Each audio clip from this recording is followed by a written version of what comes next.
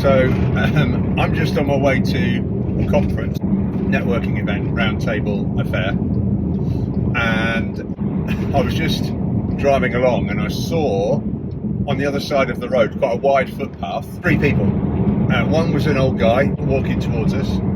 One was a woman, I couldn't tell you of her age, walking the other way. And then out of nowhere, a third person came through, which looked like a teenage kid on his way to school, on his mountain bike on the path, pulling a full wheelie, confident as you like, absolutely nailed it, as he sort of negotiated through this human chicane.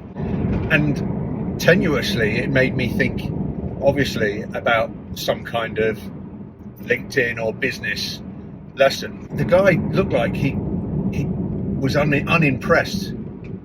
He had sort of less than a kind of a blank expression on his face.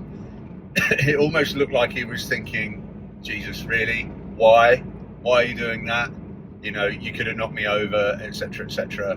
Just ride your bloody bike or walk. I couldn't tell you what the woman's face was like, right? But the lesson here is basically you can't please all of the people all of the time. If he'd have had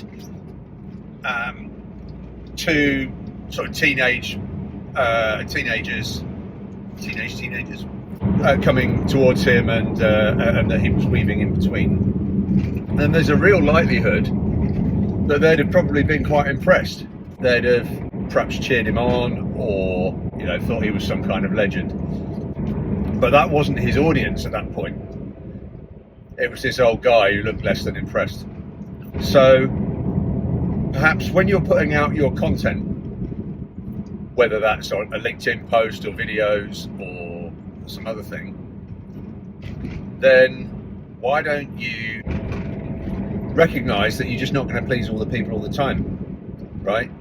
It could be that old guy actually was all over the idea of the kid on his bike and thought it was great, but he didn't show it on his face. And that's what a lot of people are like when they're consuming your content.